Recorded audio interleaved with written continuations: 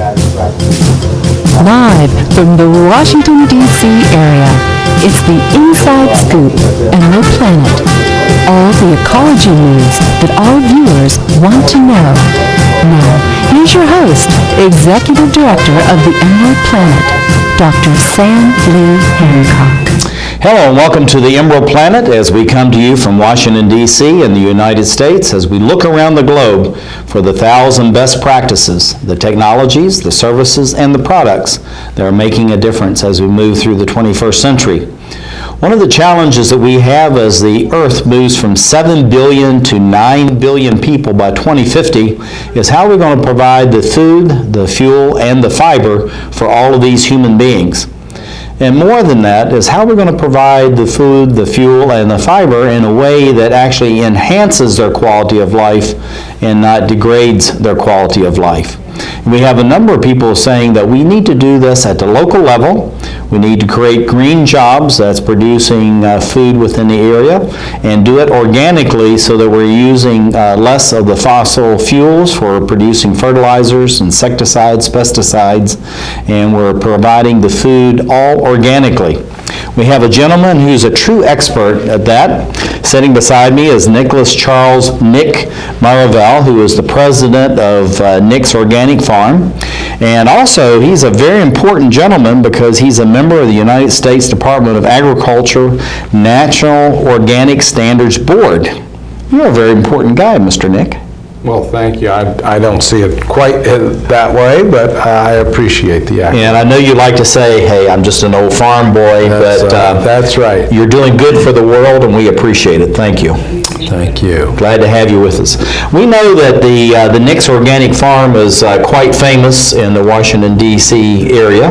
There are people that come from around the globe, actually, to visit your facility and look at what you're doing. What is Nick's Organic Farm, and where's it located? Well, I'll first tell you where it's located. We're about 15 miles from the White House, so we're right in suburban Maryland, right near the Potomac River, which is the Potomac River Valley. We have fairly good soil there. We're a small family farm. We started over 30 years ago, and we produce organic products. And we do have visitors that come from many different countries because we're so close to Washington, D.C. I very often get calls from wherever, the World Bank or National Science Foundation, USDA, Department of Agriculture, saying we have dignitaries here, sometimes congressional visitors. I think I've hosted dignitaries or visiting farmers from all continents except Antarctica. Well, and we're going to help change that because we're going to be visiting there as the Emerald Planet. Let's bring up a couple of slides here and show some of the operation that Nick's had. The very handsome young man himself that's sitting right beside me. This is one of his fields, and I'll just advance these, Nick. But look at, how long have you been farming? I know you said to 30 years, but I would assume you had experience before that for getting into the farming, and then what led you actually into the organic side of farming? Well, actually, my experience started at a gardening level.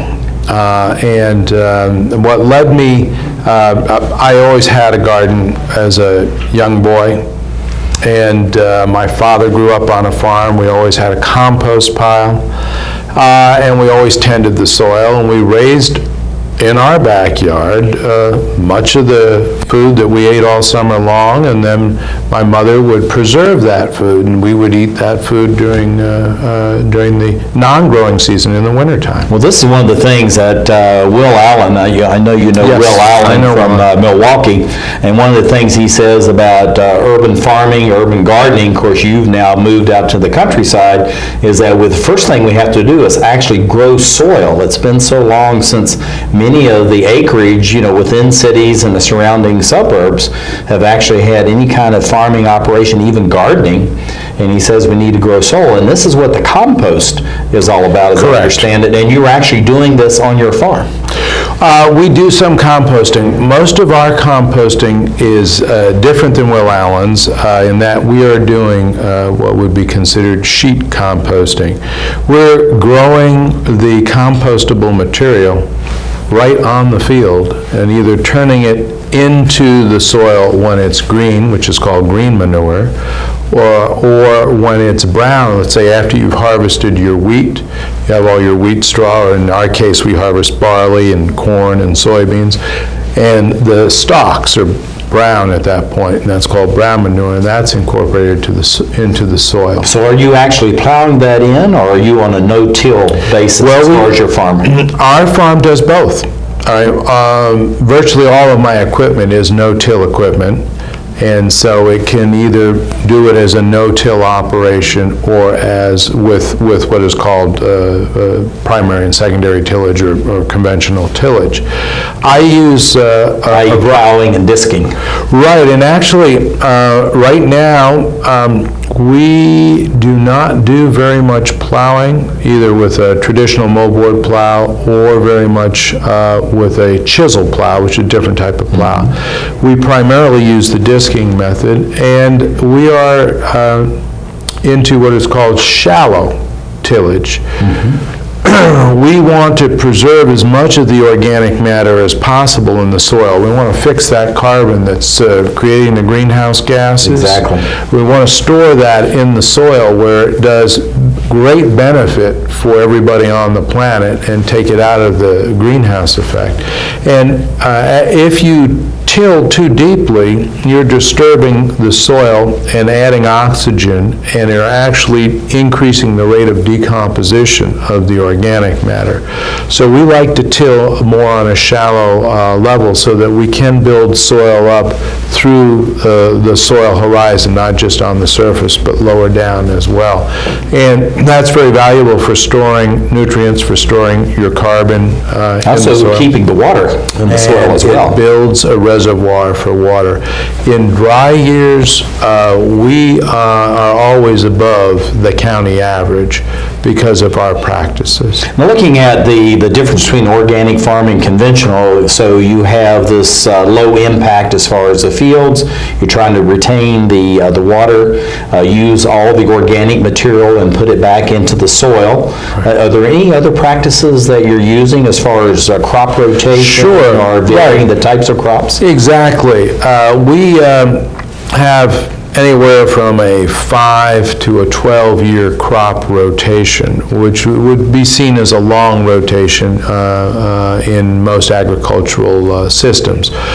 And we do this because by having these extensive rotations, we build up the resilience, the strength of our farming system, so that if we just had 2 rotations, let's say corn this year and soybeans next year, well, if something goes wrong with corn or something goes wrong with soybeans, that affects half your operation. Or if you're not rotating half and half, but doing your entire farm in corn one year, entire farm in soybeans another year, that's a tremendous risk factor. That affects our food security. We build diversity. That's one of the principles when you asked about what we do. Right. We build diversity, and that diversity occurs in many different ways. Diversity in our customer base, diversity in our crop rotations, diversity in how we plant. Whenever I can, I don't plant just one species. I plant 2, 3, 4 species to grow together. Well, that's what you call getting away from the monoculture as far as agriculture is concerned, where it's only soybeans, only corn, or whatever it may be. Right. We try to intermix our crops. Sometimes that requires special techniques. We plant into standing crops, and new crops come through them. Sometimes when we harvest, we then have to separate the seed. We do have a seed operation, so we can separate one seed from another. But building in this diversity is the strength of an organic system. Now, looking at the Potomac seed operation, this is something you were just by inference talking about just a minute ago. Tell us how that operates and how that relates to Nick's Organics, but also does that relate to other farmers within the area, the region, to help them? Certainly.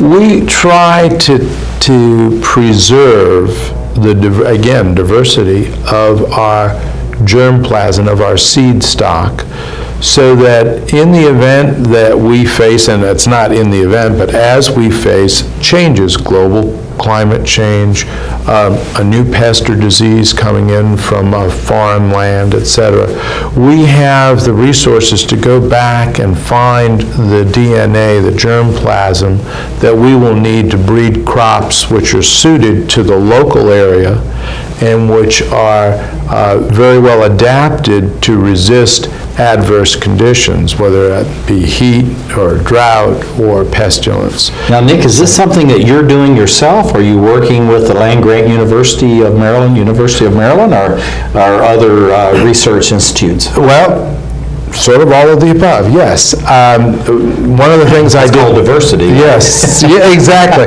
One of the things I did not mention was that part of what Nick's Organic Farm is about is on-farm research. So we have cooperated with the University of Maryland, with the Maryland Department of Agriculture, and with the USDA's Agricultural Research Service. And part of that cooperation, we've done various areas of research, has specifically been on breeding for both seed and for animal, in our case primarily for soybean seed and for Black Angus beef. We only have about a minute left, Nick, so I want to get into the whole thing about green jobs. This is something that's being discussed here and abroad about, is organic farming, growing locally, consuming locally, does that really add to the job base and the tax generation Absolutely. for the local governments? Absolutely. One of the things that you cannot export, you cannot outsource these jobs. These jobs are local jobs. They help build local communities. Second of all, the demand is increasing. My sales go up 10 to 20% each year, which is on par with the $30 billion a year organic industry. Let's say that again. How many? $30 billion a year is the national organic industry. Sales go up about in the double digits, low double digits, 10 to 20%, and my sales mirror that increase. So I have hired new people this year. We are constantly expanding our hiring, and it also helps create the local infrastructure for new agriculture. Wow, that's fantastic. Well, Nicholas Charles goes by Nick Maravel, who is the president of the Nick's Organic Farm, a member of the United States Department of Agriculture National Organic Standards Board. Thank you for being with us. Thank you. And we thank you for being with us, dear listeners, as we come to you and we create the Emerald Planet.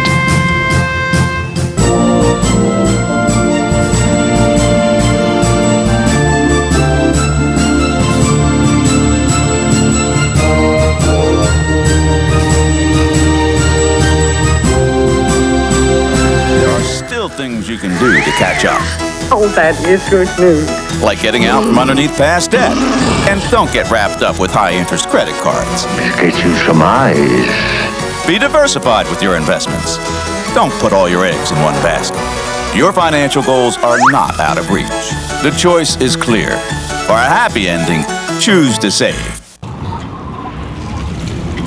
Everyone with alcohol and drug addiction is in the same boat.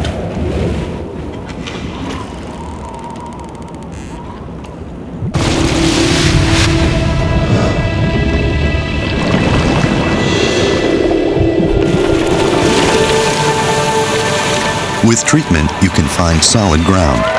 For drug and alcohol information and treatment referral for you or someone you know, call 1-800-662-HELP.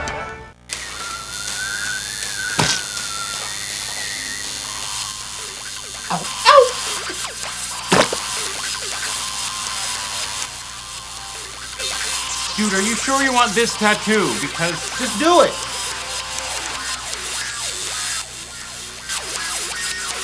Some mistakes in life are permanent. like hearing loss. To learn how to protect your hearing, visit ASHA.org. You've probably heard about heart disease, but did you know that it's the #1 killer of women nationwide? Heart disease claims more lives each year than breast cancer, lung cancer, or strokes combined.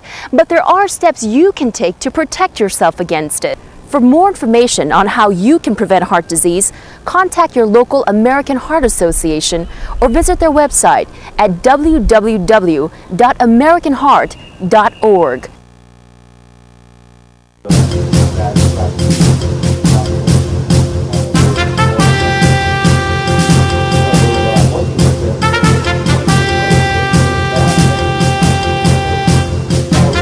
We're back to the Inside Scoop Emerald Planet. Here again, your host, Dr. Sam. Hello and welcome back to the Emerald Planet as we come to you from the United States, Washington, D.C. We're looking around the globe for those 1,000 best practices that are making a difference. The technologies, the services, and the products as we move through the 21st century.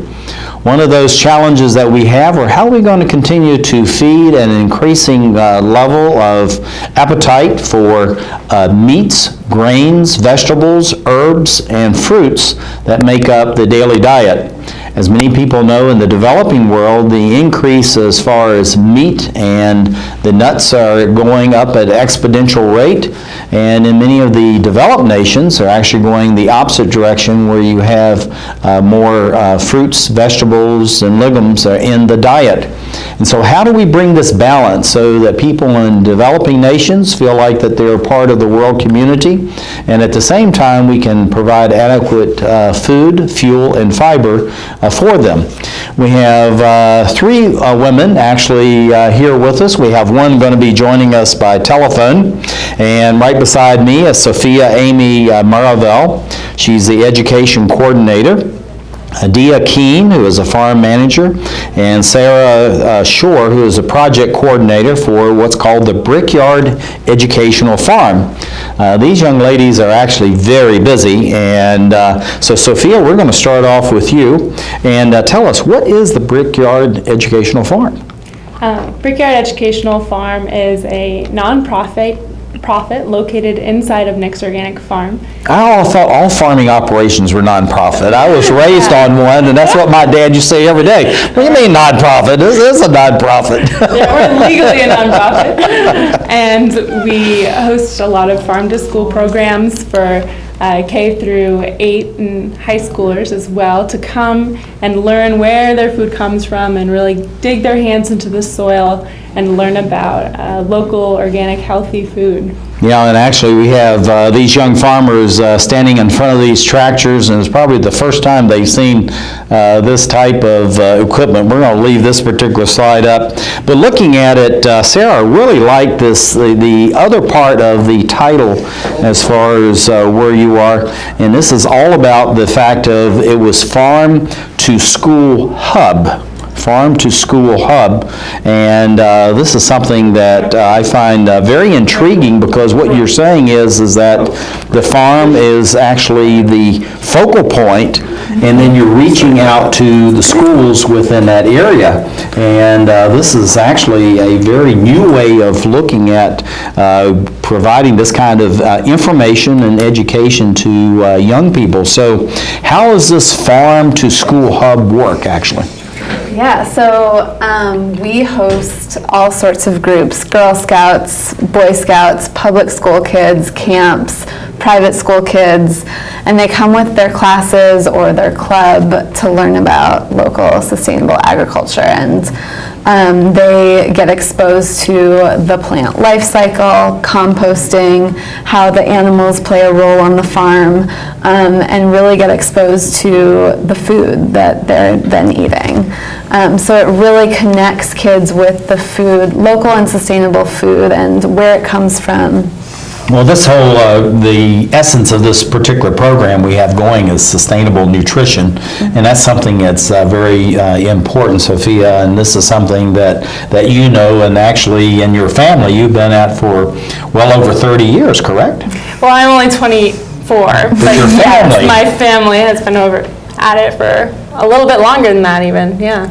So that's really very important, and I think Dia Keene, the farm manager, is to join us by telephone. Dia, are you with us? I don't know if Dia is with us or not. Okay, we'll see if we can get her on the telephone. Looking at the farm on a day-to-day basis, what kinds of things are you doing at the Brickyard Educational Farm, Sophia? And how then do you kind of fold the youth that come in and day out? Because I would assume these are different students during the school year, particularly, that are coming out to your facility. Yeah, so we have a curriculum program that's in line with the Maryland state standards and the newly mandated environmental literacy standards of Maryland, brought about by the No Child Left Inside initiative. So in other words, if the teachers incorporate what you're doing as far as your Brickyard Educational Farm, then that meets the state, which means it goes to the national standard as far as the education is concerned, so they can legitimately incorporate everything you're doing and actually augments their curricula. Exactly, and that's a way especially to get public school kids in and really to reach out and have access to a large population of students. So the day-to-day basis will look like a school group maybe coming in, and they start with sort of an introduction to the farm and a farm tour, and then they go through the various stations that include a lot of hands-on digging in the dirt, kind of harvest station tasting, very sensory sort of lesson plans. Well, this is one of the things that's very important, Sarah, and you know that as far as they really need to experience, because many of these youth are coming from the inner city. Even the suburban areas now is almost like they're cut off in many ways from the land, so they really don't have an appreciation as far as what goes into farming. Many people think you show up to the grocery store and all the wheat was grown in the bag, and then you just pick it off the shelf and take it home, and really it's not an exaggeration. So what led you into this? I mean, you're a young woman, very dynamic, bright, all these other things, and yet here you are, in essence, being a farmer. Yeah, so I think that's a really good point. Most of the students that we have at Brickyard Educational Farm are from suburban or urban areas. They've never been on a farm before, or if they have, they haven't spent much time there. So it's really giving people access to see really what a farm looks like. And looking at this slide right here, I want to bring this up because this gives you an idea that this is real farming. This is not something that we're just playing at, or it's a very small garden in somebody's backyard. I mean, this is the real deal. So looking at this, what are we actually looking at, Sarah? Yeah, so this is the educational garden. It's full of all sorts of different vegetables, and in the background you see Nick's Organic Farm. So one of the special things about our educational program is that it's located on a working farm. So not only are kids seeing these vegetables in the small garden, but they're also seeing what happens on the entire working farm. So what you're doing is you're really incorporating and integrating the concept as far as gardening and all natural vegetables and what you can do with that. And then the fact is that this is really part of a greater whole, and this is really where American agriculture is actually trying to get its way back to where it was 50, 100, 200 years ago. Absolutely, yes. And to go back to your question before, I actually came to this. I'm also from an urban area, and I was involved in a program in elementary school. It was one of the first farm-to-school programs out in California, and I was in middle school and was able to sort of see the benefits as a child that this provided for kids who didn't have access to garden education, who didn't know where their food came from. And it was a really transformative experience for myself, and also I saw for my classmates as well. Yeah, I've been in 79 countries, and it's amazing. We think, you know, it's just in the United States or Canada or maybe Japan or Western Europe where kids really don't know where their food comes from. But you go to Nairobi, Kenya, Johannesburg, South Africa, they have no idea where their food is coming from, just like, you know, in developing nations. I think we have Dia Keene, the farm manager from the Brickyard Educational Farm. Dia, are you with us? Yes, I am. Thank you. Well, glad to have you here, and thank you for being with us. Why is it important to involve the local community in the farming operation like you have at Brickyard? and to bring the youth, but really, in some ways, more importantly, bring the teachers, the scout leaders, the 4-H agents, and others out to a facility such as Brickyard. Yes, to us it's really important to facilitate a community relationship on the farm. I mean, we're trying to develop children's sense of agriculture and where their food comes from, but food is a communal experience, and so to get different members from different organizations involved in the process is really important to us. And also, it just really helps fine-tune our programs because we get many different perspectives and we can add all those different layers to our work and the teaching experience that we get done. Well, your colleagues had 2 questions each, and we were trying to reach you by phone, so next question comes to you again, if you can mind just staying with me. But looking at involving the community and the food and being involved in seeing this land to the food to the plate type of approach, what is the long-term impact you're actually seeing from these young people that are becoming more and more involved with the Brickyard Educational Farm? Well, with the children that have come to our farm and onto our programs, we're actually getting feedback from them that some of them are even considering farming as a career, where they're more and more interested in where their food comes from.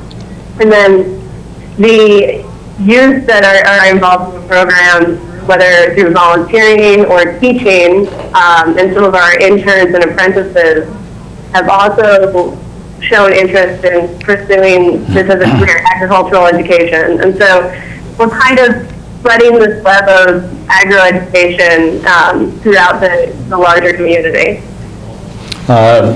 Sophia, looking at the summer camps and involving youth, and I know you're doing this, and of course that flows right into Nick's Organic Farming, which is actually selling to the public, and they have these CSA agreements and other kinds of things. But the one question I want to have, are you seeing some of these large-scale industrial farms now getting involved in organics and trying to come in and compete at the local level or come in through the national supermarkets to provide what they're calling organic foods? Yeah, you do see an upsurge in this, as it is a niche market now, and it pays to be organic. Well, as we learned, from Nick, that, it's what, a $30 billion a year business and growing by 10 to 20% a year. That's big business. Right, exactly. However, we think that sort of our local, smaller philosophy really incorporates the root of what organic means, and when it gets to a large enough scale, I think some of that inherent philosophy is somewhat lost. Yeah, and this is one of the things too, and we've talked about earlier about the number of green jobs being developed that you're constantly expanding, and just like having Sarah and Dia come involved with you as far as your organization, and then making the public more knowledgeable. It's just very important what you're doing through the Brickyard Educational. Thank you for being with us as we create the Emerald Planet. Good job. Now you're going to stay with There's more than just books at the library.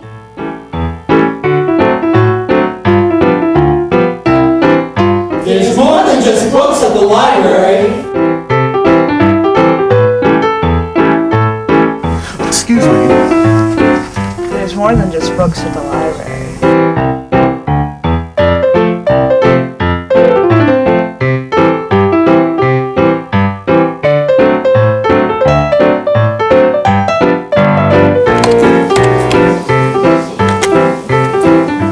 Il y a plus que de livres à la bibliothèque. Hello. You have a lot of great books here today. You know there's more than just books at the library. I know. There's more than just books at the library. I don't want to be hooked to a machine. I want all the medical treatment available to me. I wouldn't want my family to have to make this decision. My doctor knows what's best for me. An advance directive is your life on your terms. Talk with your family. Decide what's right for you. Then put it in writing. Documenting my wishes today means my family won't have to make heart-wrenching decisions later. To learn more, visit www.putitinwriting.org. 1,200 American youth run away from their homes every day. The National Runaway Switchboard is here to help. 1-800-RUNAWAY. If you are a runaway, thinking about running away from home, or a parent or guardian concerned about issues facing your child, call us 24 hours a day. 1-800-RUNAWAY. In times of crisis, hope is just a phone call away. 1-800-RUNAWAY.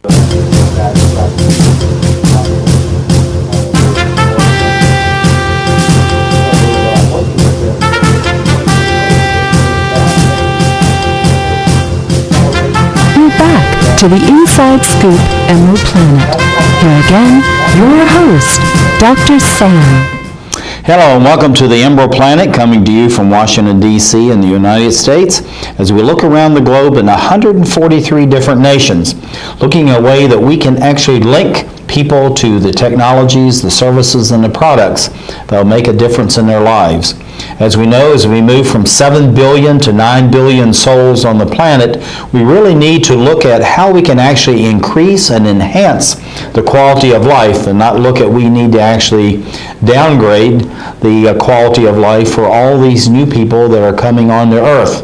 And so even though as the resources of the earth are stretched, we know we can take the technologies and intellectual property to increase what needs to be done to actually welcome these souls and make sure that they have the very best of life. We have two experts joining us. They're coming in by Skype. So I'm going to have Sophia Amy Maravel who's going to sit with me. She's the educational coordinator of the Brickyard Educational Farm, and she's right here in the studio with me. But coming in by Skype are two dynamic people. One is Elizabeth R. Levin, who is a science teacher of the Montgomery Blair High School. This is in Montgomery County School System. And Dr. Krista Kurth, who is the president of the EcoEd Foundation. And ladies, welcome to the Emerald Planet. Thank you. Thank you. Glad to have you. Elizabeth, I'm going to start off with you if you don't mind. Okay. As a science teacher in Montgomery County and at the Montgomery Blair High School, how were you triggered with this interest to be involved in organic farming and to incorporate this into your curricula? Well, it's really important that I can convince my students that what we're learning is meaningful and that I'm able to answer the question, why do I need to know this? And organic farming and agriculture in general is relevant for all of our students, whether or not they want to become a farmer. Well, I think this is one of the things that many people are saying, I mean, why bother? But as you know, and as Krista, you see from your international work experience, it really is important that the youth know where their food is coming from and how we protect the quality of the earth. And this is something that you're learning through the EcoEd Foundation, I understand. Yes.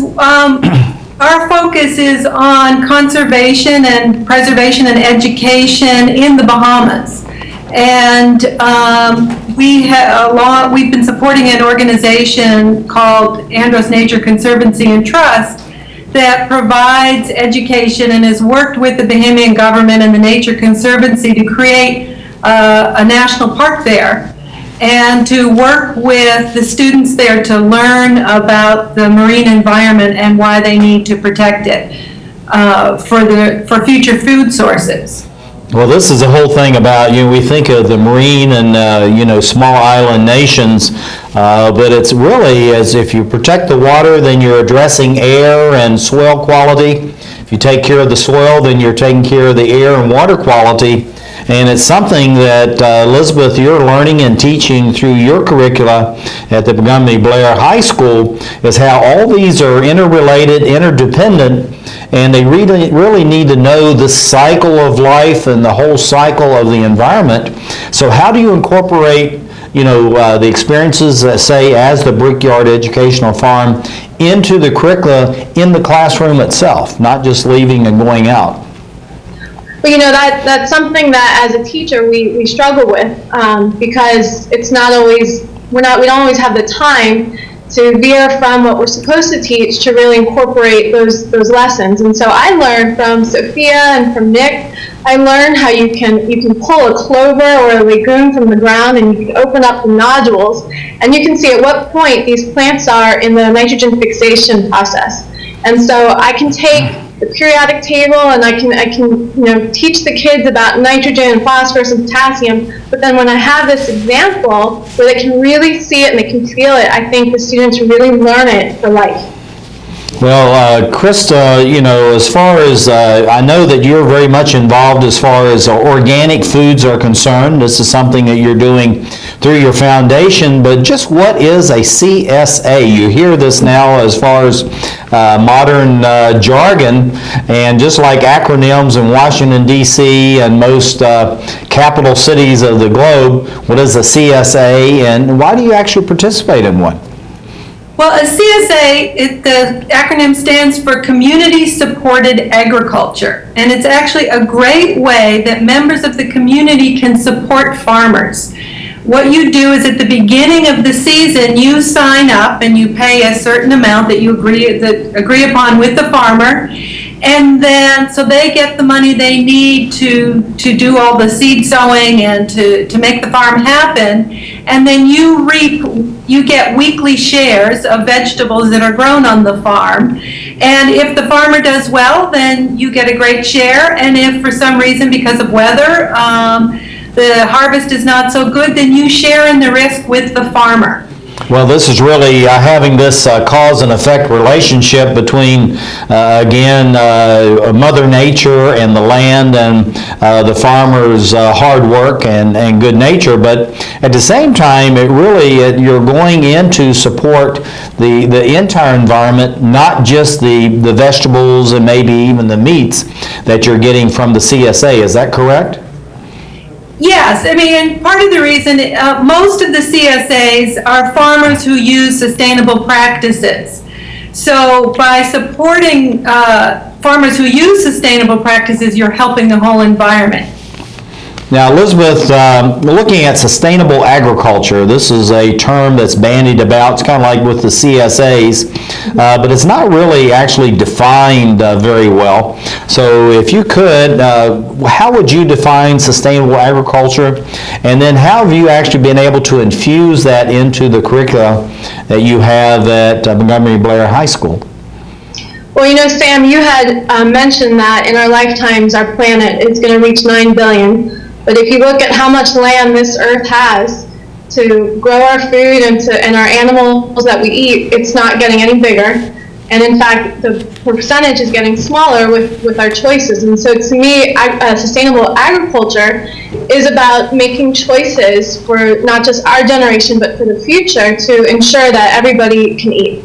And so, it's very challenging you had mentioned students really think that some of their food comes from the supermarket. And so it's really a challenge to help them to understand that the biology and the chemistry and the math and the subject they learned in school has such a relevant application in agriculture. Well, I'm going to turn to Sophia, who's sitting here very patiently waiting for us. And as you know, Elizabeth and Krista, in case we lose one or both of you by Skype, we're going to have Sophia will pick right up. But Sophia, how about question number 6 for Elizabeth? Elizabeth, what are some of the practical benefits of working with us here at Brickyard Educational Farm that you've experienced? I mean, for starters, Sophia and Dia and Nick and Sarah, they're just phenomenally experts in their field. And as an individual, I have benefited so much from what they have to offer me. And then there's we do have a school garden. We have a vegetable garden at Blair, but my number one job is to be a teacher. And that takes a lot of time. I give up every lunch. I'm with my students before and after school. And so it really is hard to tend to my small garden. And not to mention it's a small garden. And so being able to visit this farm and to share in their knowledge has been such an invaluable experience for me and for my students. You know, Krista, why should the students here and abroad study agriculture? Very few of them are going in agriculture, and in the world, like the United States, is less than 1% of the working population's actually in agriculture. But we understand is with the organics, just like what's going on at Brickyard and Nick's Organic Farm, that actually we may be able to bring that back up to 2 or 3% to provide more jobs. But yet, still very few of these youth are going to be involved in any kind of farming operation. Why, through your foundation, are you really focused on and trying to make more and more youth aware of what goes on in the agricultural world? Well, it's really important, and the average age of the farmer in the U.S. is 57 years old. And so, you know, it's a very practical matter. If we don't get young farmers engaged in farming, at a certain point, we're not going to have any more farmers. So one of the reasons why I support Brickyard Education Farm is because we have Sophia and Sarah and Dia, who are young farmers. And there's another local farmers who are 2 couples who are in their mid-20s who have a farm. It's also important to get these young farmers learning about farming even before they can afford land. And to support them in smaller venues learning about farming so that when they have the skills, they can then take over the farms from the older farmers. And they'll have the means to be able to do that. I think we maybe still have, from one of our earlier segments, Dia Keene. Dia, are you still with us by telephone? Yes, I am. Well, let's go ahead. We weren't really fair because we couldn't reach you for a little while, and you had just very few questions. But looking at the Brickyard Farm, what is the one thing that you've observed of the youth that come to the farm and that you believe is actually the absolute greatest benefit they get by participation and coming out to the Brickyard? Gosh, that's a pretty difficult question, actually. Well, you can have 2 or 3. That's okay. Okay. Well, I mean, mainly for the youth that come out to the farm, just the aspect of growing food is entirely magical for them. You know, the first time I planted potatoes with a group of students, they could not believe that that's how potatoes were planted. That you could take a potato from your kitchen and stick it in the ground and get a plant a few weeks later, and seeing that connection for them, that they can do it themselves and it's not that difficult, and that they can take that home to their parents if they want to take it home to their parents, has been the most rewarding experience for me. And the fact that they can do it themselves and that they recognize that is incredible. Well, we're going to soon lose all 3 of you. I just want to say to Elizabeth R. Levin, of the science teacher at Montgomery Blair High School, thank you for being with us in the Montgomery County school system there in Maryland. And then Dr. Krista Kurth, who is president of the EcoEd Foundation, working here and overseas. And we'd just like to say also to Sophia for being with us and soldiering along with us on all this. And thank you for being with us as we come to you as we create the Emerald Planet. Around the world, 1 out of every 3 women will be beaten or otherwise abused in their lifetime, often by a family member or loved one. A future free from violence. It's all she's ever wished for.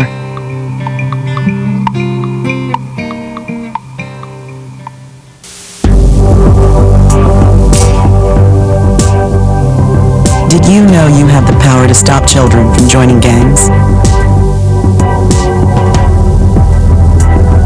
You can help a father find a job and home for his family.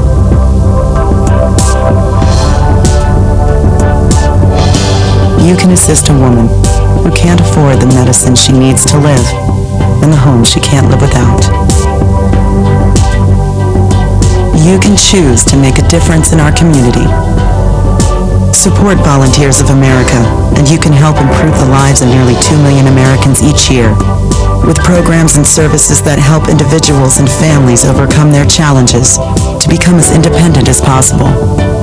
Support the programs that are working in our community. Contact Volunteers of America today.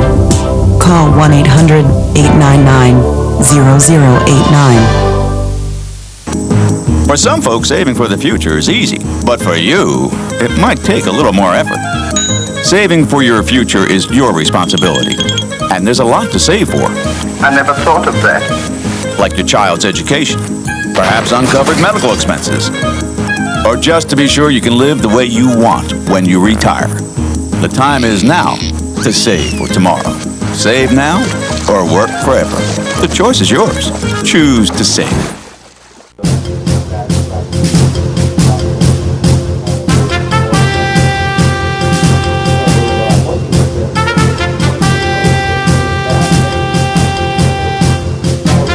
We're back to the Inside Scoop Emerald Planet.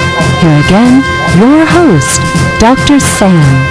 Hello and welcome to the Emerald Planet, coming to you from Washington, D.C. and in the United States. And we want to bring to you about food, sustainable nutrition, green jobs, and how we can actually protect, enhance, and expand the economies in local communities. Many times people think that the environment and the economy are actually mutually exclusive when they're actually interrelated. This is something that's intuitive, and we all should know that, but yet we like to think of the stovepipes. We have the environment in one stovepipe, we have the economy in another, and then civil society interaction, which is somewhere else. And so with the Emerald Planet, what we do is we bring those all together, and so we have experts that are sharing with us, and we actually have some young experts that are sharing with us. These are young Girl Scouts, actually in high school, and we have the Girl Scout leader, and then we have another person who is actually very much involved in the local community about community enhancement and community improvement. And so I'm going to introduce these. So right beside me is Maria Fusco, who is the Girl Scout leader, and she wanted me to add in there advisor because that's how she likes to operate. She's part of the Girl Scout Council of the nation's capital here in Washington, D.C. Then we have Meredith Wynn Barber, who is Girl Scout Senior Troop 5900 at Walt Whitman High School. It's right over my shoulder in Bethesda, Maryland. And then we have Megan Elizabeth Armstrong, Girl Scout Senior Troop 5900 at the Winston Churchill High School in Potomac, Maryland. And then Peggy Dennis, and the reason I'm going through this, we have a lot of folks in the studio with me, is the immediate past president, so you have even a longer title, the Montgomery County Civic Federation. And welcome to you all. Welcome to the Emerald Planet. Thank you. And we have some slides that we'll be putting up from time to time. Maria, what are Girl Scouts, and what impact does Girl Scouts make in the lives of young girls from almost at kindergarten all the way through high school? That is a loaded question, I've got to say. What are Girl Scouts? Well, Girl Scouts, the organization, offers the opportunity for girls to do many things that they might not otherwise be able to do. And what is it? It can be, gosh, so much. We're involved, myself, our troop is involved in religion, culture, science. We do a ton of community service, anything pretty much that comes our way. Well, it's actually, it sounds like it's a holistic organization that's developing the entire young woman. Would that be a good summary? Yeah, I would say leadership, helping to give ideas with leadership. And talent and all these other things. Looking at Meredith, you have this very impressive sash on there that has a number, I think they used to call them merit badges, and various projects that you've completed. What are some of the projects that you've been involved with throughout your career as a Girl Scout? Well, we've done many community service projects, and for instance, at the United Methodist Church, we've planted many crocus bulbs. I think over the years, how many bulbs have we? Over 10,000. Over 10,000. My goodness, that's a lot of bulbs. Yeah. Yeah. And what else? What other projects?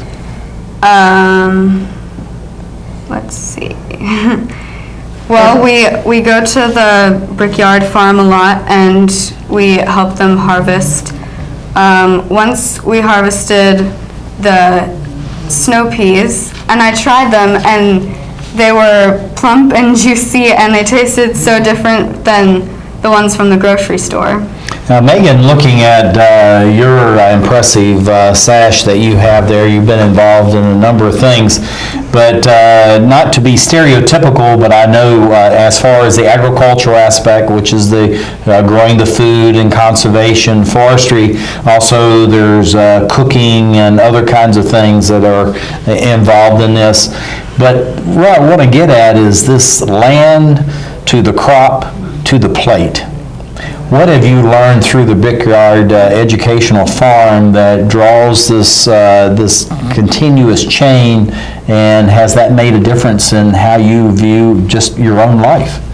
Oh yeah, I've learned so much from the farm. I've definitely really thought about sustainable growing a lot more, how it impacts the community as well as the environmental impacts. It's really helped me think about that a lot more, and it's made me make different choices when choosing my own foods. Like, sustainable can be better for the community and the environment sometimes than other types. Well, I know that this is something Peggy Dennis of the Montgomery County Civic Federation, you and I were talking before we actually came into the studio, and you're talking about this balance between farm, agricultural lands, and the suburban environment, which you find yourself very much involved with in Montgomery County. And looking at this balance, how do you see, is there a way that we can have a balance in the new urbanizing? As you know, most people now actually live in cities.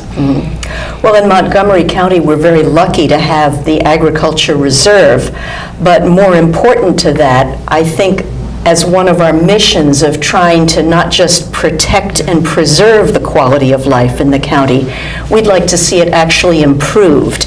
And improving should include keeping our county fairly heterogeneous and encouraging backyard gardening in urban areas, suburban areas, not relegating it just to the agricultural reserve, but having as much diversity as possible. And I think this is something that we talked about, and certainly in other segments we've talked about, even in urban areas, you know, like in New York City, Chicago, Tokyo, Paris, France, all these places. I mean, a lot of agriculture can go on there. It may be in a gardening level, it could be somebody's windowsill, but you can actually have gardening going on in that area.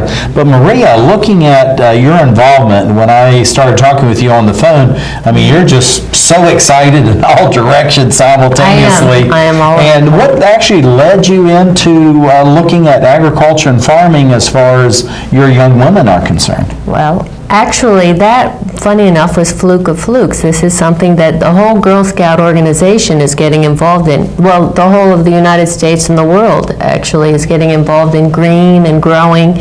So this year they just happened to bring up something called So What? Different Journeys and Advocacy, and we got involved with it. And I told everyone, I swear to you, I did not pick this. This is what the whole organization, you know, Girl Scouts. Girl Scouts. We're all about learning about the local sustainable food, as well as, you know, advocacy for this, and working our way through various legislation. We're teaching the girls, and so our girls are actually working on their Gold Award. That's fantastic. Megan, I'm going to start with you this time with the question. What was your perception when you heard, hey, we're going out to the farm, we're going to go out and you know, plant some crops and harvest and all that. In your mind, what did you visualize, and then what did you actually see once you showed up at the farm? Well, what I visualized and what I saw were pretty different. I really envisioned something very industrial and kind of the stereotypical farm image that someone will think of in their mind. But what I saw was, it's definitely different than that. It's a lot more, it's very environmentally conscious because it's organic. And it's not your average farm. It's very different. Yeah, and also too is, and actually probably most farms in today's world, as we move through the 21st century, are no longer your typical or average farms, because we're all having to be more environmentally sensitive, and also we're trying to grow farming and crops, Meredith, at the local level. So what I would say one of the main things that you learned about your food supply and how you would like to see your food supply as you go through the next 20, 30, 40, 50 years of your life? The food it's hard to think about that, isn't it? Well, the food supply is depleting, definitely, but I hope that more farms start growing organically. And you feel like what you're learning will help in doing that? Mm-hmm. We're trying to spread the word about organic farms, and I think Nick's Farm is only one of 3 in the area, and I'd like to see a lot more. Peggy, going to that very point as far as Nick's Organic Farm in this area, the Brickyard Educational Farm, and we know that the number of farms is like, I was raised in Montgomery County in Virginia. When I was a youth, there were 100 dairy farms in that county. Now there's 1. Yeah. 100 to 1. And we had a very large farming operation at that time, and that's now about 4th its size. So what are you doing? I know you have this land preserve in Montgomery County, but actually you have other ideas, other plans that you would like to see implemented in Montgomery County, Maryland, to help to enhance that. Me personally? No, I would not think so. Hopefully through your organization we talked about earlier. The Montgomery County Civic Federation has policies on land use and planning. I don't think we have a stated position other than trying to protect that ag reserve as much as possible. It's my own So personal... stopping any encroachment or any change as far as the county land use planning? Yes, but I think personally I would be a very strong advocate for encouraging small-scale agricultural production, whether it's at Nick's Farm or people's individual backyard farms, as we have in our own yard. Well, we're fast running out of time, and this is something, Maria, I told you about. We were talking on the phone. It almost goes that quickly. So we're down to about 1 minute left. What do you see as far as the future for Girl Scouts, agriculture, organic farming? Girl Scouts and agriculture and farming, I believe that the whole world, the whole nation is really going to take off on this. It's funny. A lot of aspects take a while to catch up, but we're all moving towards green and organic, and we really need to do this in order to take care of our planet. So, and I'm all for keep it local, work with people, and this really works more into food security, and it's for our own sense. I was telling the girls on the way over about how we're almost done. Okay, I'll stop. Okay. All right. Well, we're actually rolling out, and we're going to have all these credits from everybody here. But we really appreciate you coming out, young ladies, and being with us. And hopefully, as you're looking at other